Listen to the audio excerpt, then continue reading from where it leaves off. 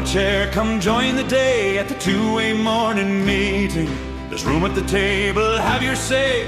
Two-way, two-way, two-way, hey. Morning light and voices strong at the two-way morning meeting. Different views, but we belong. Speak it bold, speak it kind, leave a little grace behind. Peace and love will lead the way. Conversation wins the day. All are welcome, take your seat. Different minds, but one heartbeat. Hey!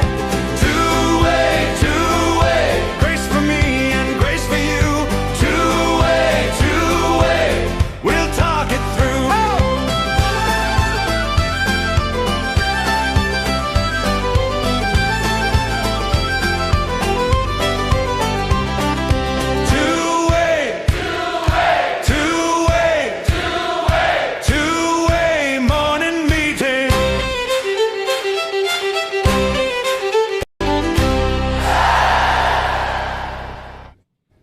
All right, everybody, happy St. Patrick's Day. Welcome to the morning meeting. Those of you listening on the podcast missed a bunch of extraordinary images. Haima, who looks very good as a human being, looks even better as a cartoon leprechaun. Truly. And Larry Absolutely. Larry as a cartoon leprechaun looks almost indistinguishable. Yeah, little taller. Little taller. Anyway, welcome in, everybody. Thank you for being part of the two-way experience. Haima Moore is here. Larry O'Connor on this St. Patrick's Day, the vice president at this hour is doing a St. Patrick's Day event at his home. And the president, as all of his predecessors have done, as far as I can recall, covering presidents, spending his day dealing with St. Patrick's Day. It's just many Americans of Irish descent, and I'm not against St. Patrick's Day, but man, like there's no other holiday like this. Like the turkey thing is like an hour, but the president spends the whole day at the White House on Capitol Hill, back at the White House dealing with St. Patrick's Day. Haima, what does St. Patrick's Day mean to you? Oh, that's a tough question. I don't know. Yeah. I will say this. New Orleans has an incredible Irish population, and so the St. Patrick's Day parade in New Orleans is one of my favorites. It doesn't rival Chicago, obviously, but we do well for ourselves in New Orleans. Do they make the river green in New Orleans? It's so brown you can't make it green. Not enough dye to do that. Not Larry, enough reflections on this St. Patrick's Day. Like I'm David Well, Brady, and you're Britt Hume. I appreciate that. And as an O'Connor, I have to say that all of the St. Patrick's Day in my past are kind of a blur at this point. It's all sort of melds together, and I can't remember a damn thing I've ever done. In fact, I'm not going to remember any of this. I'm already completely gone. I looked on ChatGPT for the right ratio between Diet Coke and Bailey's, and I just went with 8-1. Yeah, that's good. Here's the say for all the amateurs out there who have never really enjoyed St. Patrick's Day the right way. The key is not to mix anything with anything. Just pick one thing and just stick with it straight. Okay. Preferably whiskey. Green milk. Anyway, you're welcome. Thank you for being part of the two-way community. As the song says, grace, presumption of grace extended to all, peace, love, and understanding. If you're here on the platform, we'd love to have you be part of the conversation. Raise your hand if you want to be in on it. And we'd love to hear from you. We had some great folks yesterday. Let's keep it going. Just be part of the conversation, regardless of your view on the conflict with Iran or anything else. Raise your hand if you're watching on X or on YouTube. In the spirit of St. Patrick's Day, please, no smack in the chat. Just peace, love, and understanding here. That's what we do. Quick word from a sponsor, and then right into the day book. Then Haima, Larry, and I are going to kick around a bunch of stuff. There's some late-breaking developments we'll tell you about, some overnight and some this morning, and then again to your questions and comments. So thank you for being here. Cozy Earth, once again, I'd say the good folks at Cozy Earth, you're not marketing enough to dogs. Here's the latest email I got from a member of the two-way community. I'll describe it vividly for those listening to the podcast. This is from Lynn. Hi, Mark. Our rescue pit bull, Charlie, thanks you for recommending this outrageously luxurious blanket. And there you see Charlie, the pit bull, sprawled out on a massive bubble cuddle blanket. You can get the bubble cuddle blanket, everything else on the CozyEarth.com website at 20% off by using the promo code MORNING. Thank you for thinking about buying something from Cozy Earth. If you don't like the bubble cuddle blanket for yourself or for your dog or a child or spouse, try something else. Try the towels, the sheets, the socks, the pants, everything available to you. Cozy Earth, designed with natural, breathable, temperature-regulating materials. The sheets are magical. They'll cool you when you need to be cooled, and they'll keep you warm when you need to be warm. Right now, discover how care in every detail Transform simple routines into moments of true comfort and ease. Go to cozyearth.com. Use the promo code MORNING for 20% off. All right. Here we go, gentlemen. The president today. First, let's look at the pool and covering the president today. GB News is the secondary TV correspondent. That's a bunch of foreigners, right? That's like they've recently opened their DC operation. Okay, well, I don't know. I want to be in the prime minister's pool if they can be in our pool. And then Center Square, new media. You guys know what that is, Larry? I believe Paul Lind started that Paul years Lind is ago. in the Center Square. That's right. Who was in the modern Hollywood squares? Who had the Center Square? Whoopi Goldberg, I believe. Whoopi. Good call. And Larry. then, well done. or maybe Jim J. Bullock at some point. I think Jim J. Bullock on the days Whoopi could not be there. Yeah. Larry, you're all over it. All right, here's the president's schedule. Again, largely about Ireland. I don't understand why. Once again, 8 a.m. executive time, which means, again, Mr. President, thank you for spending your morning with us. And then he's got 10:45, participates in the greeting with, how do you pronounce that thing, Larry? The Daesh? Oh, I cannot. I can't do the Gaelic thing. Paul, how do you pronounce that guy's name? Ambassador. Yeah, the guy from Ireland. Taoiseach. Huh? Taoiseach. The Taoiseach of Ireland at 10:45, 11 participates in a bilateral meeting in the Oval with the pool there. So we could hear from the president at 11. He could give, like he did yesterday, 2 press conferences. Friends of Ireland luncheon on the Hill at 12:10. We'll see how the Democrats treat him. The Republicans will slap his back literally and figuratively. 2:30 policy meeting, closed press. 4 o'clock signing time, closed press. 5 o'clock back to Ireland stuff. Greeting with the Deputy Prime Minister of Northern Ireland. 5:05 a greeting back with the Taoiseach. And then 5:20, my favorite thing, the participates in the Shamrock Bowl presentation. The Vice President, as I said, meeting with the Taoiseach and his wife, Mrs. Mary Martin. She was incredible as Larry Hagman's mom. And Peter Pan. And oh God, what else was she? Nellie Forbush of South Pacific. Forbush, exactly. I'm going to wash that man right out of my hair. Right out of my hair. Yeah, Bally High will find you, Larry. I told you I was drunk.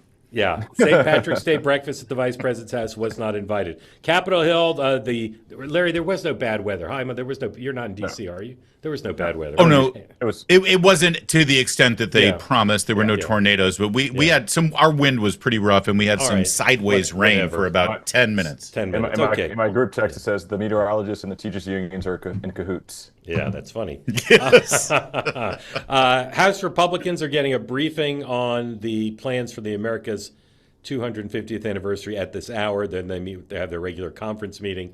Mike Johnson and the leadership press conference at 10 a.m. Eastern time, all Eastern time, by the way. There's according to Axios, Steve Witkoff's going to be at the Hill at some point, briefing a small bipartisan group of senators on Iran. That should be interesting amidst rumors and reports that he's been texting with the Iranian foreign minister. Democrat House leaders hold their weekly press conference at 10:45. We already talked about the president going up to the Hill. House Democrats caucus meeting at 2 o'clock. Chuck Schumer hosts a roundtable with Democratic senators and energy and utility experts on how the Trump administration's policies are driving up energy prices at 3:15. The head of Stratcom testifies before House Armed Services Subcommittee on the posture of the strategic forces going into 2027. And the annual congressional football game is at 7 o'clock tonight at Nats Park. You guys ever been to that? No, I didn't realize they had one until 2 days ago. Is it full on tackle? I didn't realize this game happened until 2 days ago. Yeah. It's got to be flag football. Is it actual football or soccer? It says and they're football. calling it football. Michael, see if you can find any video of that thing. I would like to see that. I think it's American football. Primary elections already underway in the land of Lincoln. We'll talk about that. A lot of Democratic contests people are interested in. President Zelensky is in the UK for some Indian food and to meet with Keir Starmer. Not sure about the Indian food, but he's meeting with Keir Starmer. And the Prime Minister of the UAE is holding talks on the Iran war with Jordan's King Abdullah in Dubai today. Oh, to be a fly on the wall. Well, they waste a lot of time talking about that. And the Fed starts its 2-day meeting. Decision expected tomorrow. Nobody expects They're to cut rates anytime this year, really, at this point, despite the president's insistence that they do. Overnight, somebody texted me that's economics. We'll talk about this in a minute, but oil is at $95 a barrel. I think it was slightly higher than that earlier. But it's still, not going towards 200 quickly or at all. And the Dow futures are up right now. So again, another day of defiance by the markets of the doomsayers. Okay. Overnight, Israel claimed to have killed 2 people. No one seems to be disputing it. I think the Iranians may have even confirmed it, including, you can put up the headline for this, Ali Larijani, who has been one of, it's hard to describe, maybe kind of like a prime minister, I don't really know, but in charge of the security, top official, and then also they killed another guy, they say the head of the oppressive Bajiv force. These are 2 guys who obviously knew they could be targeted. And Larijani was like strolling around on live TV. So a couple days ago, maybe, or yesterday. So he wasn't like living in bunkers. But Larry, people are saying that this is potentially a major development. Is it symbolic? Is it substantive? What does this mean? I think it's both. It's symbolic to the people. I've seen a lot of videos of expatriates who said this guy was a terror and he was responsible for a lot of the violence that we saw against civilians and protesters. But I think it's also tactically important because reports are that he was making a lot of the decisions absent any other supreme leader, directives. And so this could actually create more chaos in their command structure. And it could lead us closer to potentially some sort of negotiated deal or a surrender of some sort. Haima? Yeah, look, I agree with Larry. I know we're going to talk about Endgame in a little bit, but this may be the first couple steps toward that. And we talked about this last week. Once we identified and sort of take out who's been commanding these forces, I think we get a lot closer to them coming to the table and ready to negotiate. So this is a huge, both symbolic and tactical success for this mission, I would say. Because who wants to take their place? I mean, who wants to step? Okay, I'll take this job now because they're the number one target. Particularly when the president is threatening you every day. You better not meet. Yeah.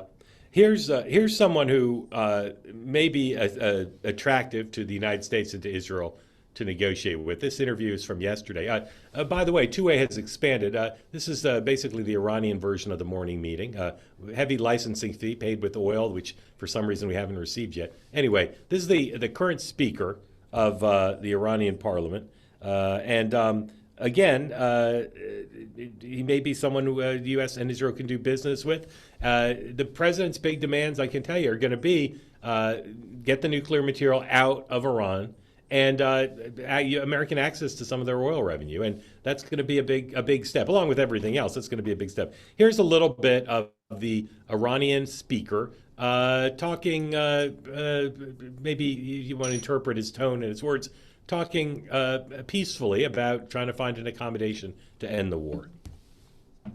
ما بدونن که این زنجیره رو ما دیگه قبول نمی کنیم از این جهته این چرخه باید بشکنه یعنی باید تهدید از سر جمهوری اسلامی و منطقه برداشته بشه نباید خطر جنگ باشه و نباید اینها این کار رو انجام بدن این خواسته قطعی و روشن ماست لذا این که ارزم بزرگ شما یک آتش بس بشه Some people are telling me that he's a potential interlocutor, but the other is if they're making another season of that Claire Danes show, I would cast this guy as something. He just is the way he's dressed, the way he looks, the beard.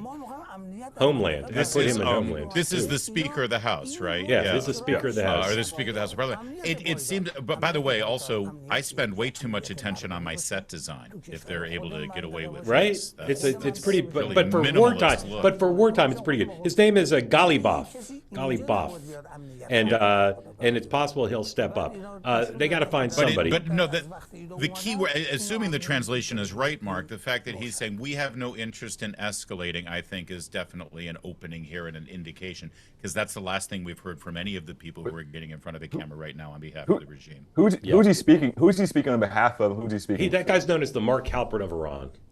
You I know, don't know. I don't know what his name is. I but don't know. can we? Why do you ask? But Mark, can we trust that he's speaking on behalf of the people of Iran, or he's speaking? I mean, so I Yeah. don't know. I think it's still so questionable there who is actually Yeah. who's leading, whose ethos are we following, and what does all of this mean? So who do we even negotiate with? Yeah. We should have some sort of countdown, not countdown, a count up clock, day, whatever. We still haven't seen the new supreme leader, right? Like that guy needs to surface before too Yeah. long. So let's talk about endgame scenarios. Again, all these rumors about Steve Witkoff talking to the Iranians, some of the Arab Gulf states trying to have conversation. I'll just say, if there's a diplomatic track, is it Witkoff? Is it first through Oman or UAE? Where are you looking for the most fruitful diplomatic track? Yeah, I mean, I think I would start with Witkoff. I want to see what his thoughts are and what the negotiation sort of structure will be. I think he's going to set sort of the tone for where they begin. But look, I think, based on what the president said about and encouraging allies and friends to get involved, that's going to be a big piece of how this conversation actually starts too. In the UAE, they've been beat down as much as they've been trying to cover up how bad it's been over there. But they're in the middle of this as well, and so I think all of that's going to be taken into account. Obviously, Jordan's going to be a part of this conversation, and then Qatar. You can't ever discount how much Qatar is a part of these sort of conversations as well. And Qatar has been such a broker of our Middle East talks that I can't see them not being a part of this conversation. Larry, I don't cover the State Department full time, but have you seen Marco Rubio on camera in like 5 days? I made a joke on my morning show that he's already at the Bay of Pigs putting on his camo war paint and getting ready for the next assault in Cuba. No, he hasn't. I know he's focused. I know he's all. focused on that, and I know he's been somewhat deferential to, or delegational maybe, to Witkoff. But it just strikes me. This is what strikes me. You hear all the military commanders, and they're talking about the prosecution of the war, and when the president talks about a possible deal, he's not very specific, and he stopped trying to inspire the Iranian people to rise up pretty much. Yeah. Wouldn't it make sense? And again, I'm just asking. I'm not being critical or and maybe I'm wrong. Maybe he's given speeches that I haven't seen covered. But shouldn't there be some voice from the United States every day saying we're not at war with the Iranian people. Our war is with your oppressive government. We'll happily settle this war if the following conditions are met. Give us your nuclear material, whatever. Like, shouldn't that be part of the dialogue, or is it too soon for that? Because we're just about the war. I think it is too soon for that. I think that we're still in the sort of the pummeling part of that. Yeah. But can't we do both? What's wrong with doing both simultaneously? Well, because the aggression in the Strait of Hormuz continues, and I think that they want to see some victory there, or at least some backing off militarily before they start discussing, okay, here's who we'll talk to and here's how we'll do it. Oh, by the way, and Marco Rubio has been engaged, but the president has put his players on the board, and Rubio's spot right now is to communicate with the Senate. He's still very popular, somewhat popular at the Senate, and he's been doing overtures up and down Pennsylvania Avenue from Foggy Bowed. Yeah. That's a good point. Endgame. I mean, not Endgame. The Strait, rather. We just talked Endgame. The Strait here. Where are we going here? Other countries don't seem keen to participate. There is American military efforts to degrade Iran's capacity to hurt ships. Other countries are looking for solutions, but don't seem to want to participate in a coalition. So it's Tuesday. When will ships go through the Strait with impunity? Anytime soon? I mean, I don't know. I don't think anytime. Yeah, go ahead, Larry.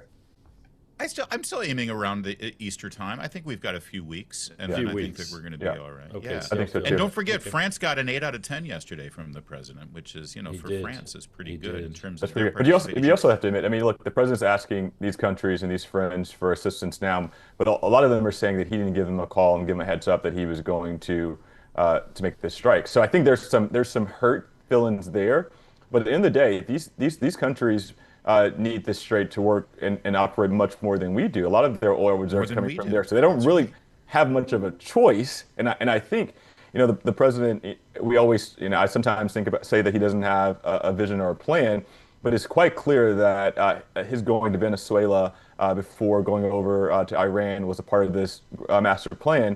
And so America's going to be in a much better position than some of these other countries. And so he's put them in an almost impossible place to not come in and help us get this thing back open. And Jaime, I still think that China is the missing card here. I'm going to continue to ride that horse, that China needs that Strait open more than others. And I still think that they have some influence there. Yeah, I agree. So the summit was delayed. The president said maybe a month. The Chinese want a summit. They want a summit that's organized. Undercovered, the New York Times had a story. I didn't see it anywhere else, that what Bessent was talking about, and what's his name, Jameson Greer, is they're going to form like a committee to keep sort of more directly in touch on trade and have rules of the road for certain sectors. And that'd be a pretty big deliverable, and it's what the Chinese would love, because they love organized things and they love regularity and all of that. Larry, you said the Chinese need the Strait open. Some of the people I'm talking to disagree.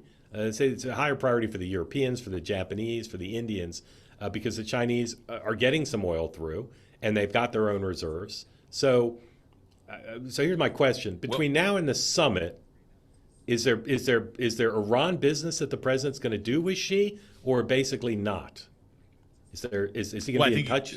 What does he want from Xi now? I think through Bessent. I think it is interesting that Bessent is sort of he seems to be heading up the entire Chinese delegation, doesn't he? And I think that he's got the action on that. I just learned of that from you just now. I had not seen that.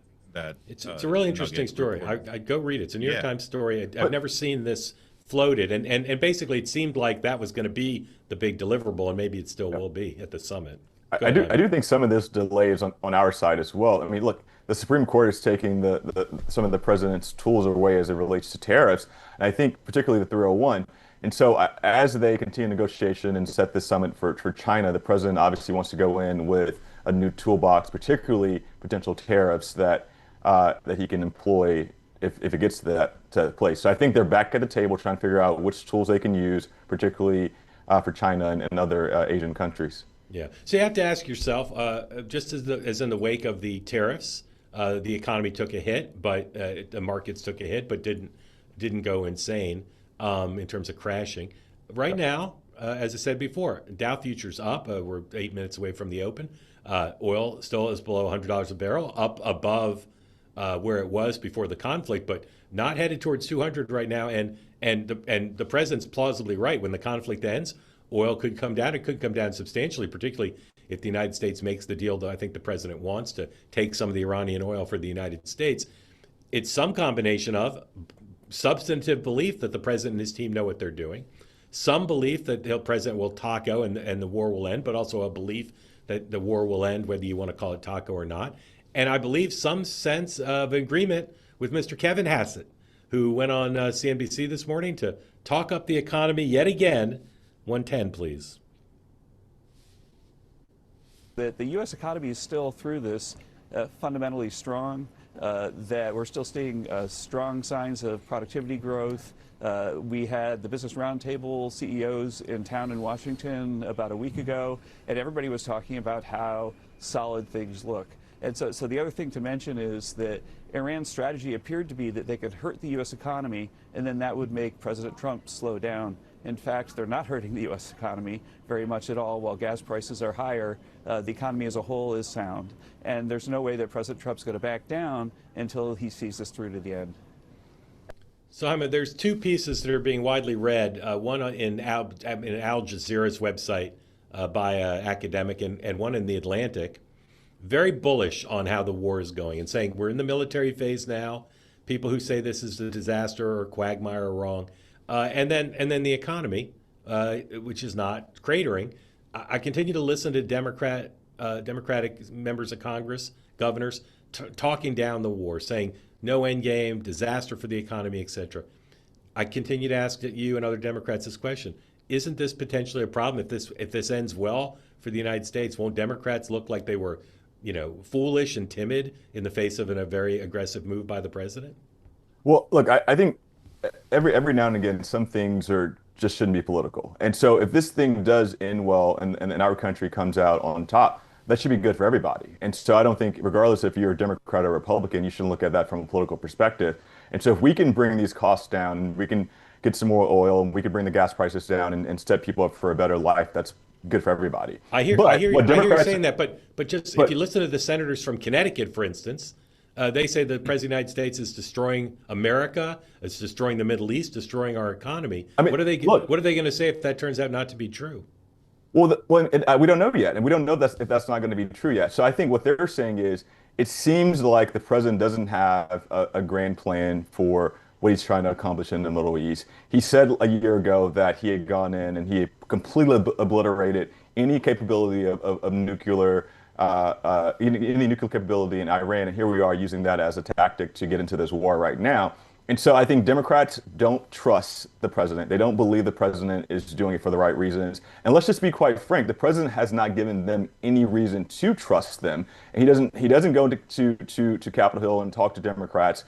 And so what are they supposed to do? Go on and say, yes, the president's great, he's amazing, let's trust him. This is not the way it works. You know, it's okay to have a strong opposition party in this country. It's okay to have a strong opposition party that is going to stand to the president and say, hey, sir, maybe you're not thinking about this, the full length of it. And so I don't admonish Democrats for saying what they're saying right now. If it turns out that things happen to be okay after this insurgency's over, then that's fine. And then we'll move on, we'll figure it out. But if it does not, I think Democrats are going to go on the record and say, we were sounding this alarm very early on, and we believe that the president did not take the right direction. Now, here's what we're looking at. 3 weeks, $11 billion, 13 Americans have been killed. And so it's going to be hard to use those metrics as we get more into the midterms, more into this year, as an indicator for success. Larry. I think the Democrats might be playing the same sort of political gamble that Republicans are, which is ultimately the midterms are not going to be decided based on foreign policy and military incursions. So, you know, if Trump ends up being successful and the Democrats are on the losing end of it, oh, well, it doesn't matter. It's the economy, stupid. That said, I think that their real political liability is the fact that they're halting all progress with regard to funding Department of Homeland Security at a time of this military conflict. That suggests that they can't be trusted with power, responsibility, and the majority. And if the Republicans were adept politically, and that is a huge if right now, they would make more hay out of that than they are. Right. I wish they would. Right. I think that's a good point, Larry, because that's one of the things that keep me up at night, honestly, and particularly as the homeland itself becomes a little bit more fraught, and we have all these incidents that are popping up. This is the issue that Democrats have got to be very careful about, particularly this week, and how they're discussing this on the Senate floor. What happened to the kind of refrain that the president needs to explain why he did this more? That was like a drumbeat of the thing, and you hear that occasionally. Is it because everybody's focused on the Strait? Is it because the war is going better now by some measures? Where did that debate go? From my perspective, it looks like they were just throwing whatever against the wall and see what would stick. First, it was there was no imminent threat. Next, he hasn't made the case to the American people. Then it was, oh, they keep changing their reasons for doing this. That's partly true, but whatever works, they stick with. Whatever doesn't, they move on. But even some Republicans were saying it, and now I just don't hear that right now. All right, J.D. Vance, we do this quick. Just if you're thinking pure 2028 prism, nothing else. He spoke yesterday. There's a story in the Atlantic about him, comparing him to Mike Pence. Just pure 2028. Has the war so far, for his prospects of not just being the nominee, but getting elected president, hurt him, helped him, or no change? Here's the Atlantic headline. J.D. Vance learns what Mike Pence already knows. The vice president is realizing that signing on with Donald Trump might seem like a shortcut to the top, but it's actually a guarantee of humiliation. Larry, has the war so far hurt his chances of being president in 28, helped it, or no change? Taking into account that this is the Atlantic, I think if anything has hurt him, it's been the rise of Marco Rubio. I don't think J.D. Vance is helped or hurt in terms. You're talking about the nomination, right? No, becoming president, meaning both winning the nomination and winning the general. Helped him, hurt him, or no change? I honestly don't think that it has affected him. I think, if anything, Marco Rubio has been helped by the events of the last 3 or 4 months. But helped him, hurt him, or no change? I mean, I think being the vice president ultimately will help him. And I talk to many Republicans all the time, and they seem to think that he is still in a really good position. But what I am looking forward to seeing, and I would judge in a couple of weeks and a couple of months, Marco Rubio cannot go out and campaign in the midterms, but J.D. Vance can. And so I'm looking to see how JD Vance responds to being out in the States again. He's going to campaign far more than President Trump can. He's going to essentially, if I were him, like Kamala Harris tried to do, build these really great relationships with these members of Congress, those who are running for Senate, the governors. And so he's going to go out there and build a spider web that actually may be much more fruitful than we can see right now. Yeah. All right, one more Iran thing, and then two more quick topics, and then to your questions. So again, if you're here on the two-way platform, please raise your hand. If you've never raised your hand today, we could be the day where you get right in the conversation. Today is March 17th. You guys both know what March 20th is, right?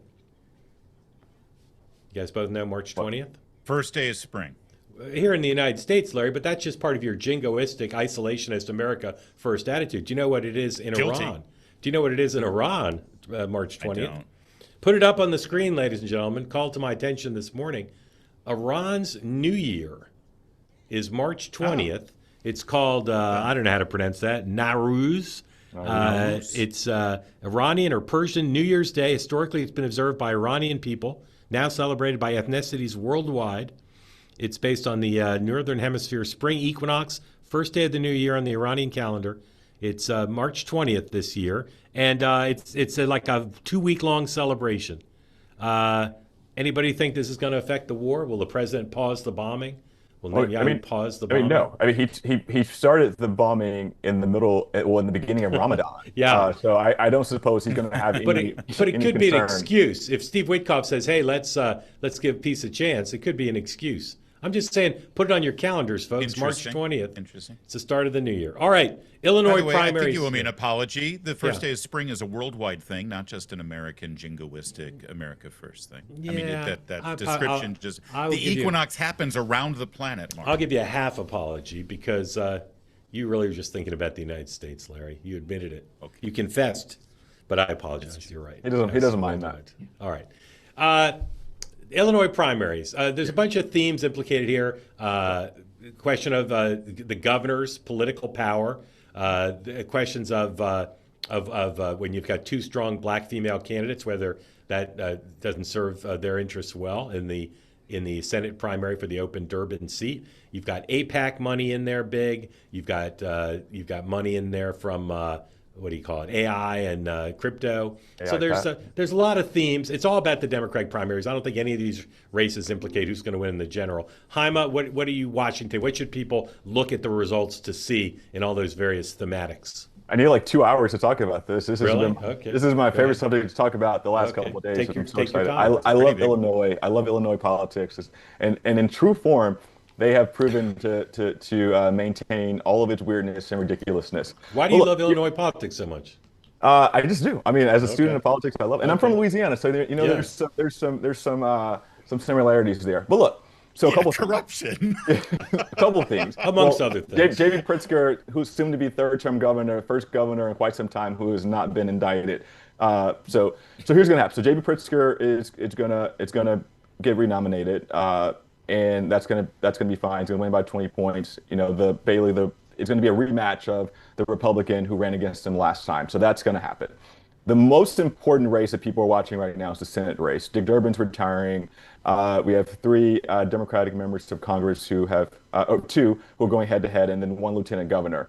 And so what's been happening is Raja Krishnamarthi, who is a member of Congress from the suburbs of Chicago, has raised more money than God himself over the last 5 years. He's been running for the last 5 years. He knew that he wanted to be senator, regardless of if Dick Durbin was going to retire or not. He wanted to be a senator. He's run a really good campaign. He's been very involved in constituent services on the ground, and he spent a lot of money on TV. You have Robin Kelly, a representative who's been endorsed by the Progressive Caucus, endorsed by the Black Caucus, who is a clear progressive in this race. She has not raised as much money. She has a decent profile in Chicago. She's a wonderful person, and she is looked at as sort of the third of the top 3. And then you have the one everyone's talking about right now, Juliana Stratton, who was a lieutenant governor. She was a 2-term lieutenant governor for J.B. Pritzker. She ran with J.B., had never run before, has never raised her own money. But J.B. Pritzker has put many millions of dollars into her campaign, and super PACs that are affiliated with the Pritzker family and Pritzker friends have put a lot of money into this campaign. And I think, albeit from that money, she would not have had a fighting chance to raise her own money. Now, here are the three issues. You have Raja's money. You have two black women who people think are going to split the vote in Chicago and in some of the urban areas. And then you have the Pritzker effect. And so everyone's trying to figure out how all of that sorts out. But what I believe, and I've seen some polls, people think that Raja's going to knock it out. He's been on top of the polls consistently, but albeit the last week, where Juliana Stratton there's new polls that show that she may edge him out by a point or two. So this is going to be a lot closer than people think. And I think that the politics people are talking about, will this thing portray a bigger future for J.B. Pritzker, or will this be just another loss, or would it be his first loss that he needs to notch? So I think those are the things that we're dealing with right now. Brilliant. And there's no runoffs here, guys. So you can win the seat. Right. You can win a Senate seat with 22% of the vote. Larry, do you even know who the Republican nominee for the seat's going to be? Couldn't tell you. Couldn't tell you. Larry, any thoughts? Haima was encyclopedic and comprehensive, but isn't there a subplot going on here with the Congressional Black Caucus potentially at odds with J.B. Pritzker, who would love to still have a lane for the Republican nomination for president? Yes. Well, yeah. So look, I mean, I think the caucus and I think the chair lady, and I think they have been very, very prudent in making sure that they are standing up for their caucus member, Robin Kelly. Juliana Stratton is not a member of the caucus because she's not an elected member of Congress, but Robin Kelly is. And so, like, that's just one thing that they are going to have to contend with later. But I think but you have, Senator Alsa Brooks, who has endorsed Juliana Stratton, who's a member of the Congressional Black Caucus. You have Senator Warnock, who said that Warnock said he's not going to endorse. He's going to see how things play out. And so there is some dissension in the caucus. But I do think that the caucus chair was right in her approach to, support Robin Kelly, who's been a great member of the caucus. I got to go back. Do you know the Republican nominee for the? I don't, because the Republican Party is as dead in Illinois as the Democratic Party is in Florida, so I don't need to pay attention to what they do. Do you guys know who Joe? To be absolved. Yeah, you're absolved. Do you guys know who Joe Kent is? Kent. In what context? In what context? He could be a sideline reporter for. He's he's the director of he was the director of the National Counterterrorism Center. Retired Green Beret, Gold Star husband, father of two amazing boys, 278,000 followers on Twitter. Yeah. I think he ran for Congress, right? Or didn't he run for Congress? Yeah. Anyway, he just quit. He was a top aide to Tulsi Gabbard, and he says this on Twitter moments ago. After much reflection, I've decided to resign from my position as director of the National Counterterrorism Center. I cannot in good conscience support the ongoing war in Iran. Iran poses an imminent threat to our nation. And it's clear that we started this war due to pressure from Israel and its powerful American lobby. It has been an honor serving the president and Tulsi Gabbard. Michael, this guy ran for Congress, or was he in Congress? I'm trying to remember. I think he did, from like Washington State. Anyway, those are pretty incredible words from a guy who up until moments ago was a senior counterterrorism official in our government. Haima, thoughts on this? Will this get a lot of attention? I don't know if nothing gets a lot of attention anymore, but I think this will be banked, and then some Democrat will use this in an ad, in the future, or but I don't think this is going to be something that stills the news cycle for the day or for the week. Yeah, Larry, he speaks for tens of millions. Yeah, I mean, maybe he's running again. Did he run for Congress? I'm asking right some that? Sources. Hopefully I'll get something for you by the end of the program if I Okay. can hear back. About whether he ran for Congress, about whether about whether there's something he deeper ran here. for Congress, but he he ran for didn't Congress. He did run for Congress. He did in Washington. Yeah. I always thought he was a little flaky. I don't know. It's hard to imagine somebody working for Tulsi who's a little flaky, but whatever. In charge of All right. Maine Senate. Lastly, there's a new ad. Again, Democrats have a primary. Haima, when's that primary? It's not until May. Maine? It's the first week of June. First week of June. 6, I want to say. So we're a little bit away here, but it's a critical one because if Democrats have any chance to win back the Senate, and I'm working on some reporting now for next up, their chance of winning the Senate are not nearly as good as people think. But they cannot win the Senate back if they don't win Maine. And Susan Collins has got tons of money. John Thune is determined to spend millions and millions to make sure she wins. And the Democrats have this primary between the governor, Mills, and Plasner. Platner, what's his name? Graham Prattner. Platner. And he's taken a lot of beating in the media, and now he's going to take a lot of beating from Governor Mills. Here's her new ad, very hard-hitting, in the Maine Senate primary. Roll tape, please. Did you know Graham Platner wrote that women worried about rape need to, quote, not get so up they wind up having sex with someone they don't mean to. It's disgusting. Platner wrote to avoid rape, women should, quote, act like an adult for sake. Graham Platner, seriously. We blame the victim? That's a horrible thing to say. Disqualifying. I have not seen this. He's a bully. This guy gives off a vibe. Just no way I could vote for you. No. Graham Platner, the closer you look, the worse it gets. I'm Janet Mills, and I approve this message. Dude. Okay, whoa. First of all, Chaim, I'll ask you both. Is it clear to you who the stronger general election candidate is at this point, Platner or Mills? Is it clear to you? No, it's hard to say. And look, and full disclosure, my firm has an office there, and some of my colleagues are involved in this race and on both sides. Working for whom? No, not working for anybody, just friends of. But okay. I have a lot of colleagues who are really close with the governor and who think that she will emerge as the better contender for the general election. But she's proving that she's a fighter. So this ad shows that she's willing to slap back, and you can't F with her. Yeah. Larry, is it clear to you who the stronger general election candidate is?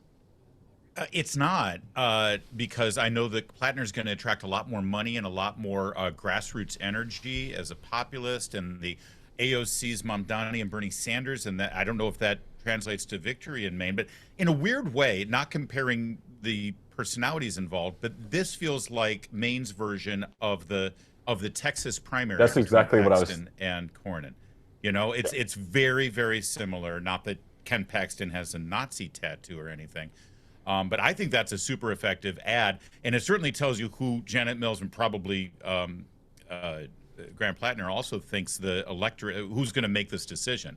Look at every single those are white suburban women in Maine. That's who she's targeting, obviously.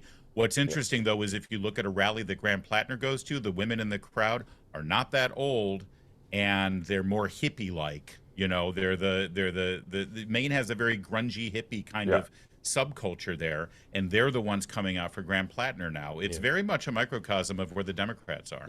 So whenever I see an ad like that with real people, often they're actresses or actors. Those people had names and Maine towns on them. How does a campaign find people like that for an ad? Does it matter if they're supporters of the campaign as opposed to real people? Do they audition them? How does that work? No, you would prefer if it's supporters of the campaign. But look, she's been the governor. She's two-term governor, so she knows almost everybody. And these are probably women that she knows personally, and she has chatted with them about these things, and she probably put this together in some ways herself. And so I don't think this is a matter of auditions. I think these are a matter of her sitting at the table and saying, "Hey, call Gail, from Portland, or call, so-and-so from wherever." And so I think she probably had a lot more to do with this ad than typically a candidate would. You see these kind of emotional ads every now and again. You'll see them pop up where a candidate really cared a lot about putting this particular ad out. And I think this is one of them. You think it's possible that they're actresses? I don't think so. Okay. Jaime, can I ask you, if this doesn't work and Janet Mills still, ends up on the losing end of this, in the general, would this exact ad work for in the general election on behalf of? Well, right, you brought it up. It's just like the Texas thing, just like Cornyn's last two ads against Paxton. This was a gamble that Janet Mills had to take because she's got to make the run. She's got to get through the primary. But this could come back and bite Graham in the butt if he becomes a nominee for sure. How would you advise him, Jaime, to respond to that ad? I mean, look, he's having a hard time responding to a lot of these things. I mean, look, he's got the tattoo. He said these things, and so the only thing he can do right now is continue to prove that he's trying to expand the way he has thought about these things, particularly issues around women, and he wants to move forward. It's hard to respond to unless these are lies, unless his voice was distorted or there's some AI use of it. It's going to be hard for him to combat this, aside from just moving forward and saying that he's moving forward. I think that was AI simulating his voice. I don't think he read that thing. I think that was off a blog or something. I think that was an AI voice. He posted it on Reddit. Yeah, I think that's an AI I'm voice. just telling you, there's more stuff. There's more women-related stuff out there on him. It's just yeah. I mean, it's general election. Anyway, I honestly, after that ad, and they could do an ad on the Nazi tattoo and all the other stuff, and he attacked Maine. He talked about how horrible Maine is. I just think if this is the path she's going down, she'll be the nominee probably. But it's hard to see him, as Larry, you pointed out, it's hard to see him surviving a general election because Susan Collins will run all the same ads. She might just literally run the same ads. Yeah. You know. Well, I think that's what Janet Mills is trying to say. She's like, look, I am the stronger candidate, and I'm proving to you right now. Yeah. And I think that's been pretty effective in the last 24 hours. Yeah. I've heard. Yeah. All right. A word from our new sponsor, and then to your questions. Please raise your hand if you want in on the conversation. Very happy to have Shopify as a new sponsor here, and you can get a free trial for $1 a month with the promo code MARK. I'll tell you how in a minute. If you've got something new you're trying to get started, a new podcast, a new business, any idea you want to get started, do what so many people have done. Use Shopify. It's a commerce platform. It's helped millions of businesses get launched around the world. 10% of all e-commerce in the United States is done by people who are using Shopify. You basically can go on there. The AI-powered tools will allow you to build your online presence. Everything you need in one place: inventory, payments, analytics, marketing tools. It's time to turn those what-ifs into... That's our weak sound effect. We got to get a better sound effect than that. Turn it into dollars. Use Shopify. Again, if you sign up now, you get $1 a month trial. Go to shopify.com/Mark. Again, go on and look at it. If you're trying to launch something and you want to have a presence in the world, make money, go and look at it. Shopify.com/Mark. That's shopify.com/Mark. Ching. We need a better ching. Did Shopify give us that, or did we do that?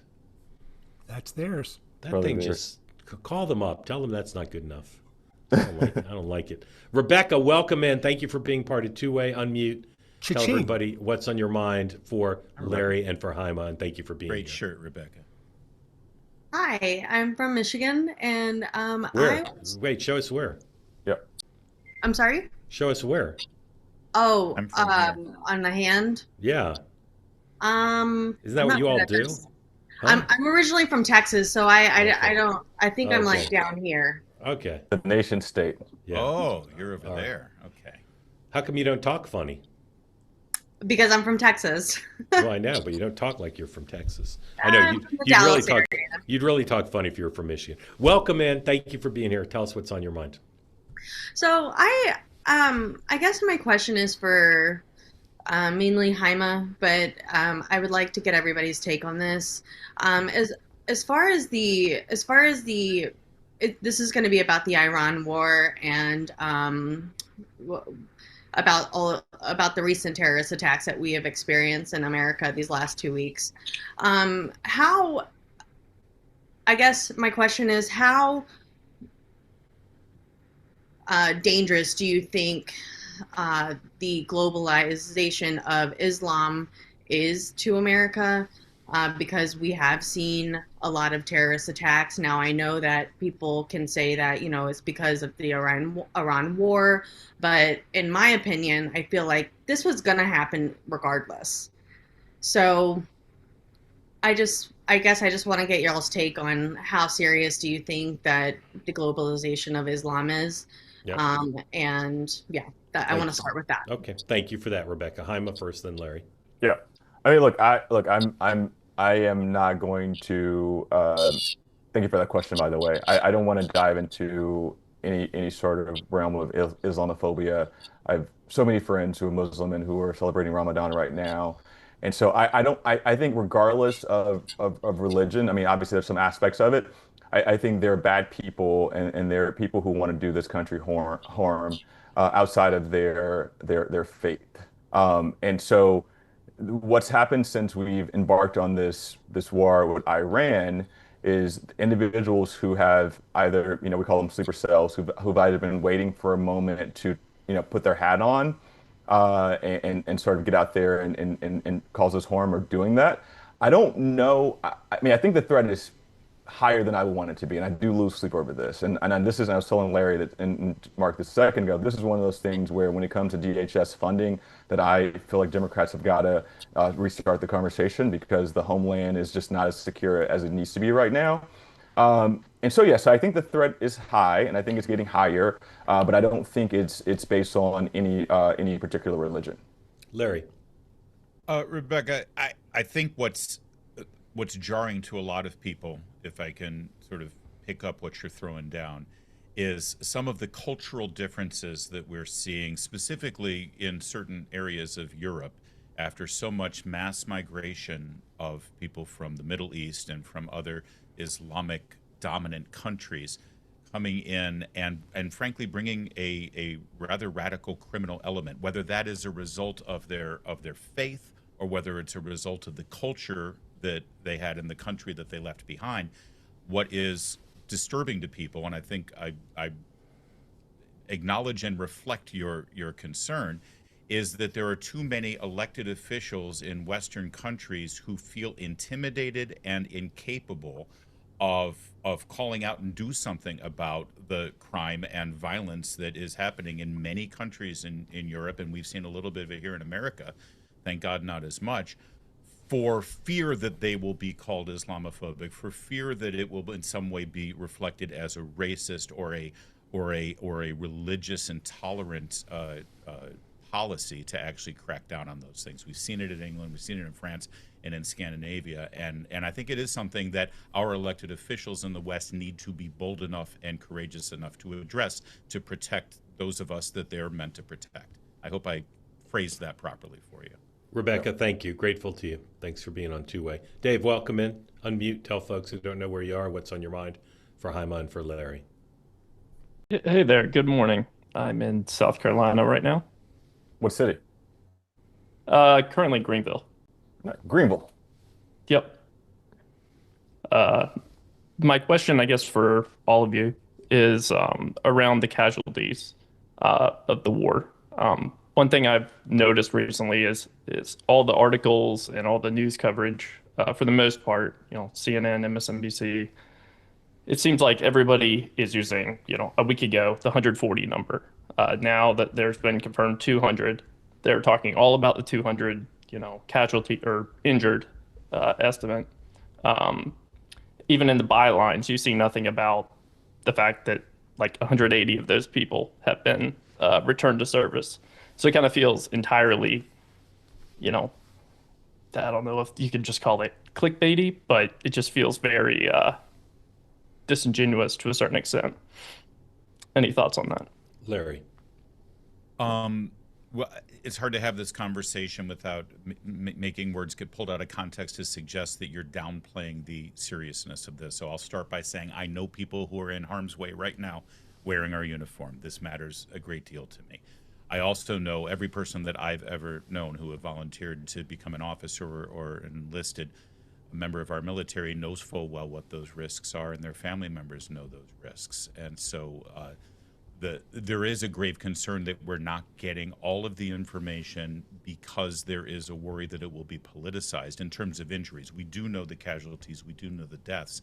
And as these military endeavors go, as tragic as each one of those deaths are compared to other engagements, it's actually been, believe it or not, relatively low right now considering the damage we've done. So hopefully we're continuing to get all of the information and all of the details about the injuries. I didn't see the number hit. Is it at 200 at this point in terms of injuries related to the Yes, it's at 200.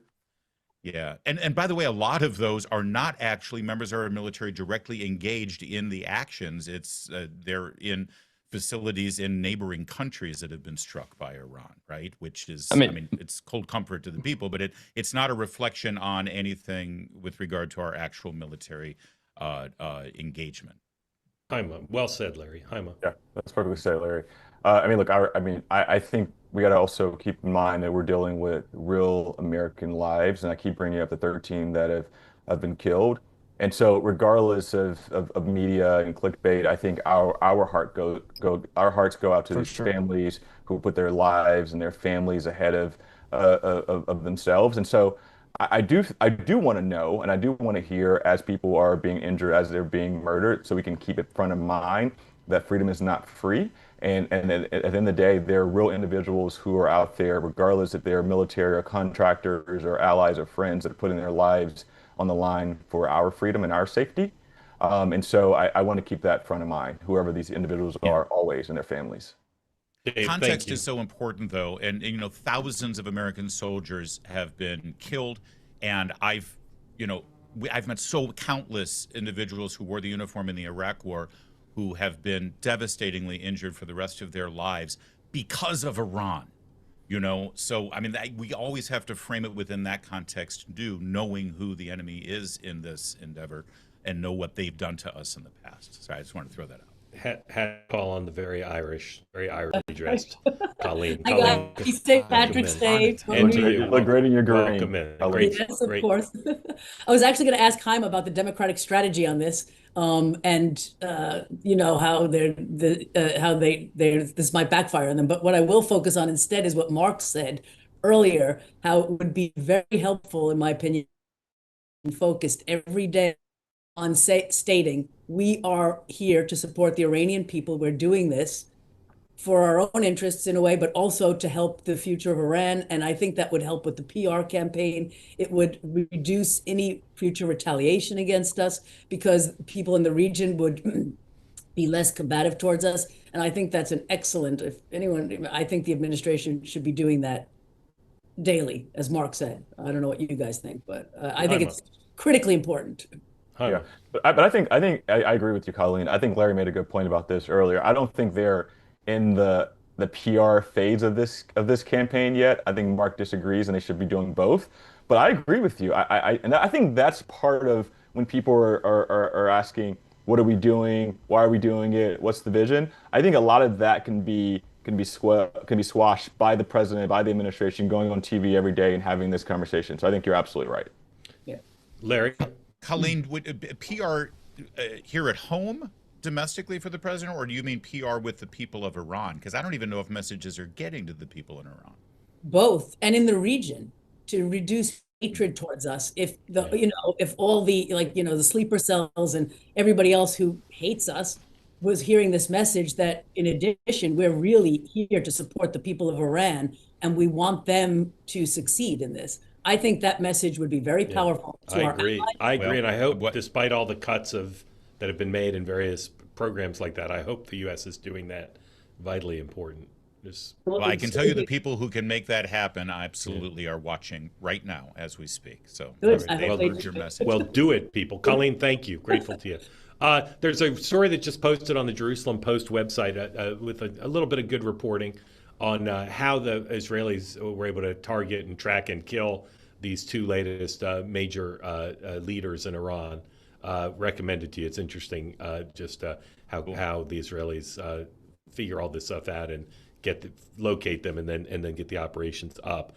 I'm going to be stepping over to SiriusXM in a moment to host the next hour of the morning meeting there, and welcome you to join me if you'd like to get a question in there. If you didn't get a question here, or you prefer to do it on that platform, 833-446-3496 at the bottom of the hour.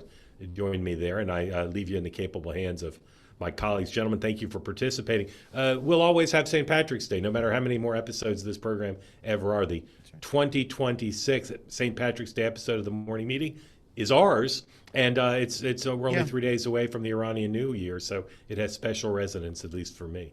And I need a James. And Mark, I think you'd agree that this show was far superior to yesterday's show with Hogan and Kevin, wouldn't you? Much better. Much. They didn't have green on. Yeah, that's what I thought too. Thank you, guys. I'll see you in a bit over at SiriusXM, and I'll see you tonight at 5 on Two-Way Tonight. Have a great list of guests that Larry's about to tell you about. Thanks, Mark. Chaim, do you have a go-to St. Patrick's Day that you like to get? Some people.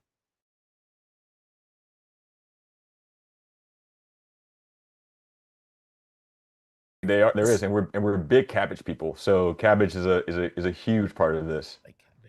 I like cabbage, but can I just say, cabbage. Since it's just us, it's just family here, I love cabbage, but gassy, right? Makes it gassy. Nothing. Yeah. That's why we drink a lot of whiskey. What about you? What's your go-to?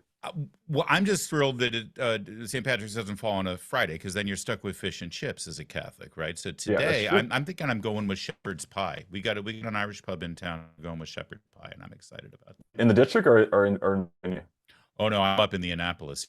A lot of Irish pubs in Annapolis. Before Annapolis had a Naval Academy, it was known basically for whorehouses and pirates. So obviously, there's going to be Irish pubs. Same. That's true too. If you know the Navy. All right, coming up tonight. Next up, new episode of Next Up dropping today. Today's episode, Mark's going to be joined by founder and chairman of the Faith and Freedom Coalition, Ralph Reed. Boy, there's a very influential voice in DC politics for the last several decades.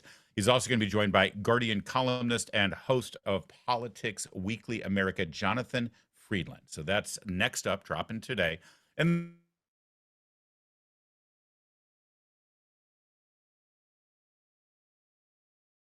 this is Eli Lake, who has forgotten more about Iran than most reporters in D.C. will ever know, and former chief of staff, Security Council, and former CIA analyst Fred Fleets. Boy, that show needs to go on for 4 hours tonight. That's a hell of a lineup for 2-8 tonight.